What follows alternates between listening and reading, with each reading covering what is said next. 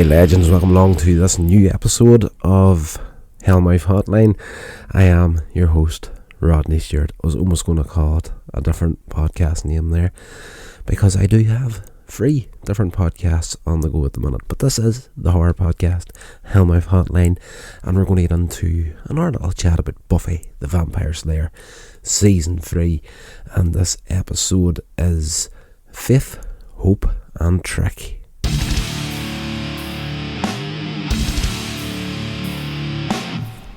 Alright guys, so episode 3 of season 3, this was written by David Greenwald, and it's well seen going forward and seeing the spoilers. If you don't know, Angel does come back into Buffy, and this episode actually at the end of it, and it was written by David Greenwald, as I just said, and he was actually the guy that was behind the spin-off series for Angel, and definitely this was the start of the setup for that in this episode. So at the beginning, a vampire called Kakistos and his colleague Mr. Trick arrive in town discussing how they're going to kill the Slayer.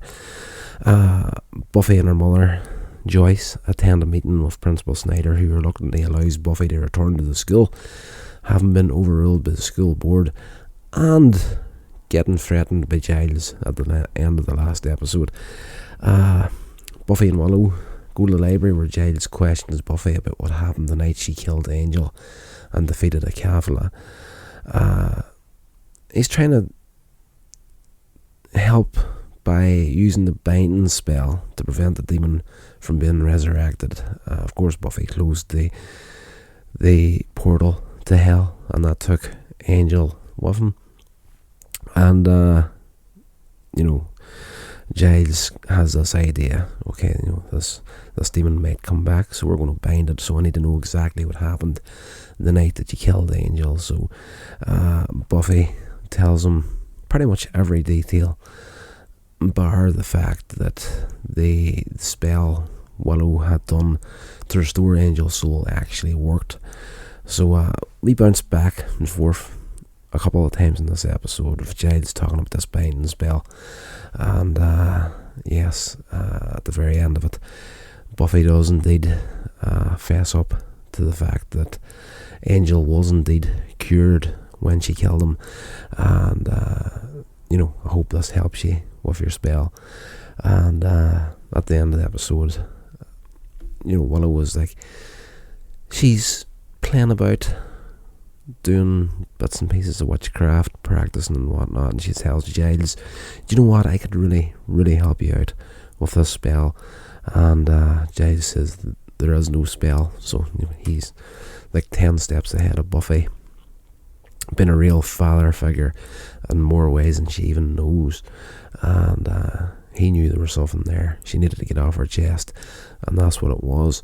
And I've skipped right to the end of the episode and jumped over the big stuff that happens in this one. We get a new Slayer in this episode. At the Bronze, fellow student Scott Hope attempts to talk to Buffy, and she becomes distracted by a suspected vampire leading a girl outside.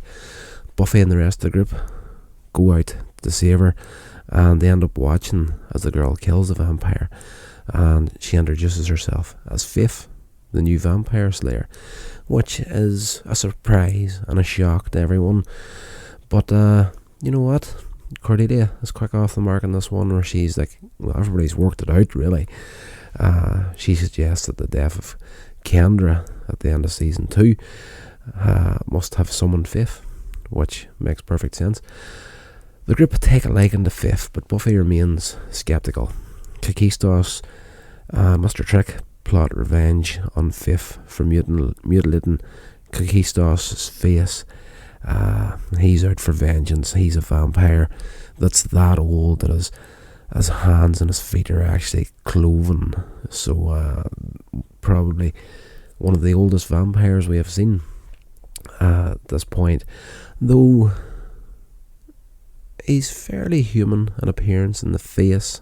He's obviously has that vampire look about him, but I felt a little bit less than what the Master had in season 1. So I was thinking, you know what? This guy, cloven hands and feet, he should have a lot more of the vampire in the face, but he doesn't have. That night the Slayers are patrolling together. They're attacked by vampires. While Buffy struggles with several vampires, Faith focuses only on the one. She kills one to start off with, and she just starts beating on this other vampire, beating repeatedly instead of helping Buffy. And Buffy actually has to struggle to fight off the other vampires, kill them, then drag her off this vampire and kill it for her. They come to... There's a lot of anger and Faith, and it boils to the surface between her and Buffy at this point, and they have a bit of a back and forth. Giles tells Buffy the vampires were working for Kakistos, an ancient vampire with cloven hands and feet. I've already went over that. After leaving the library, Buffy runs into Scott, who tries to ask her out on a date. Buffy accepts, but she runs away very disturbed when Scott hands her a claddagh ring, like the one Angel gave her. The little ring is like a 2 hands holding the heart. He gives her a little box. She's all on for the date, she's trying to move forward, get past the whole Angel thing. What happened in season 2, get a little bit of normality back in her life. And we do get to see that ring earlier in the episode in a dream sequence where Buffy is on the dance floor at the Bronze. All her friends are watching. She's dancing with Angel, and the claddagh ring falls off her finger onto the ground, and Angel bends down to pick it up, and he's all devastated and heartbroken, sort of a deal. And he lifts the ring, closes his fist on it, and blood starts to pour out of his hand, and then blood comes out from his chest underneath his shirt. And Buffy's like, "No, I'm sorry," and Angel screams like, "Go to hell!" And it cuts to his face, all discoloured and cut and whatnot, and he's like, I did, go to hell, I did, sort of a deal. So she's still feeling the guilt and the hurt for what happened. And then when this guy Scott hands her a claddagh ring, the same as the one Angel gave her, she freaks out, and he pretty much runs off. I've got the message. He just texted. She's not interested in him. Giles tells Buffy Faith's Watcher is dead. He went to call a retreat centre, as Faith had said her Watcher was at this retreat in England, and it's one of these retreats that Giles, you get to find out bits and pieces more and more about Giles as we go ahead. But what we do know at this point is, yes, Giles is a fully fledged Watcher, but he doesn't seem to be in the inner circle, really, with the Council of Watchers, or whatever you call them. And we get to see that, this retreat is happening, and Giles, being a Watcher, isn't at it. So he calls up, finds out that the Watcher that Faith had was actually killed, and at the hands of Kakistos. Buffy goes to see Faith in her motel room and tells her that Kakistos is in town. Faith tells Buffy that he actually murdered her Watcher some weeks earlier in Boston, and he swore revenge on her for mutilating him with an axe. As Faith tries to leave, of course, Kakistos and a group of vampires break into the room. Some people have said, and I do remember back in the day whenever we were originally watching the series, I was like, vampires can't come in without an invite. They should have been safe in there, but it's public accommodation. That's not that's the little loophole. If you've got a house, your own home, yes, the vampires cannot come in without an invite. But if it's a hotel and it's not a place where you actually live and own, the loophole is there. They can walk in and out as free as they want. Anyway, Kakistos, the group of vampires, break into the room. Buffy and Faith escape through a window, but are driven into Kakistos' lair, which is actually the set that they used for the firehouse in Ghostbusters. I did realise while watching this.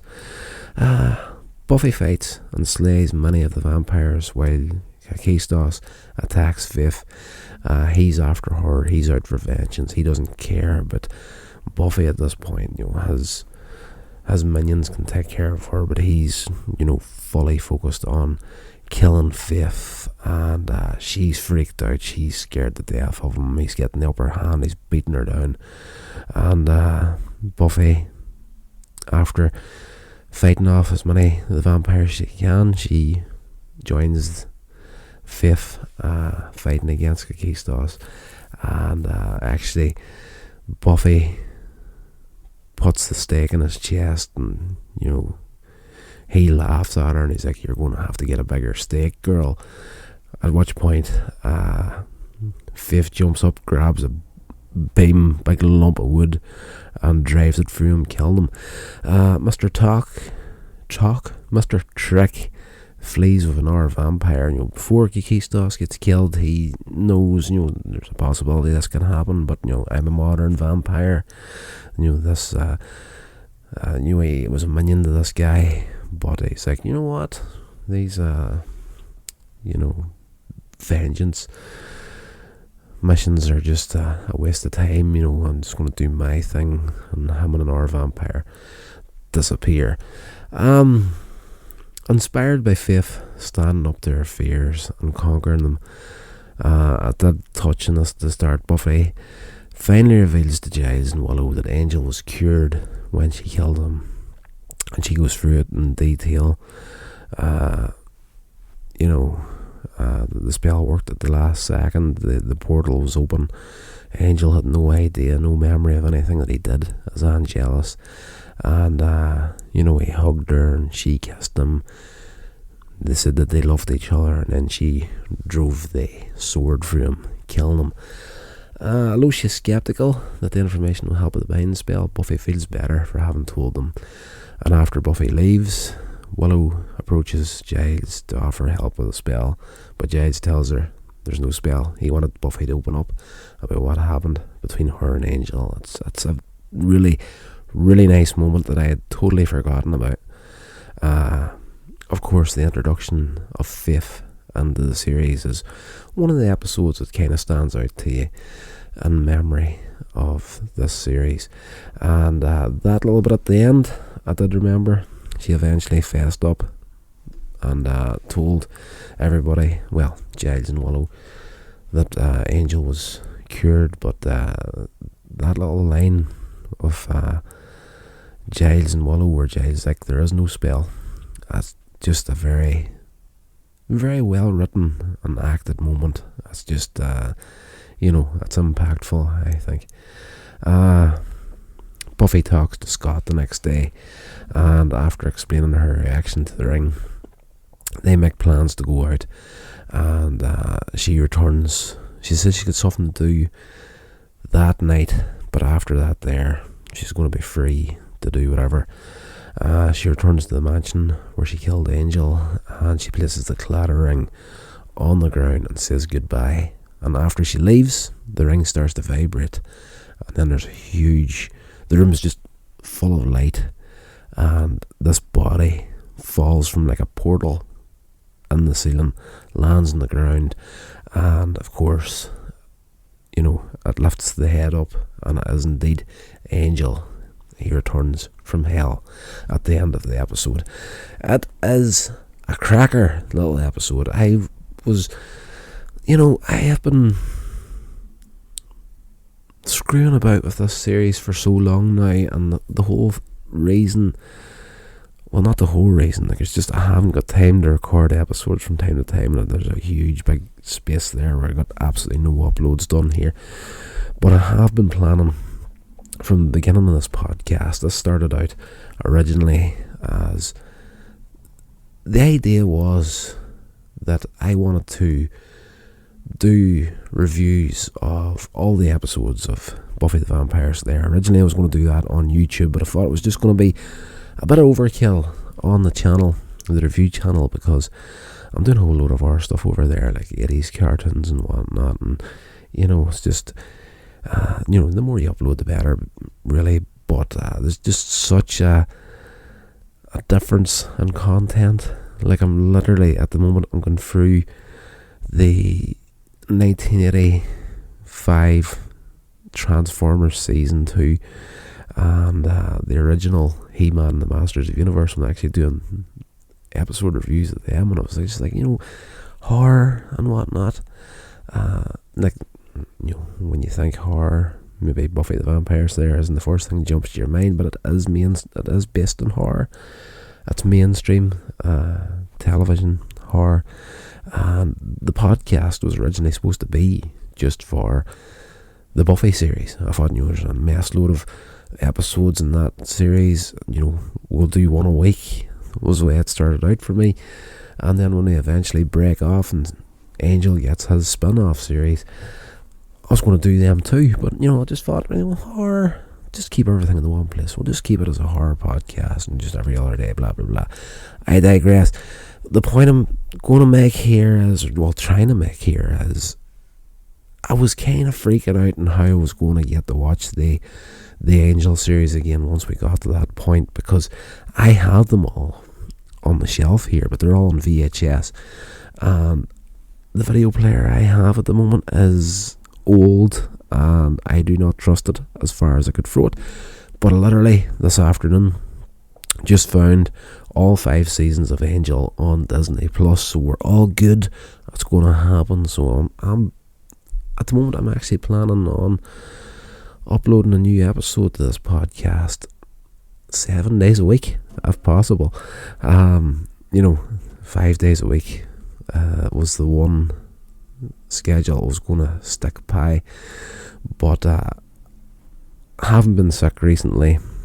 I just did not get the 5-day uploads going, and I've wasted the better part of October, Halloween month, and I'm getting absolutely next to near no horror podcasts out, so I'm going to be going to town on them as hardcore as I can right now. Like, we're literally only a couple of days off the end of the month. It's going to be Halloween in a couple of days, but we're going to be jumping between Buffy and Nightmare on Elm Street for a while. We're going to hit the Halloween movies after that there. It's going to be some horror goodness. So hopefully this podcast made a little bit of sense to you. I think I digressed a heck of a lot there, and I reviewed that episode completely out of order for the better part of it. So that's a great series. I absolutely love it. Can't wait to get into the rest of it, and Angel. And yes, guys, I'm gonna go now. I'm overtired, and when I get overtired, I start talking wacky shit. So take care of yourselves, guys. Stay safe, and I'll talk to you in the next episode. This has been a production of Coins Age Media. Thank you so much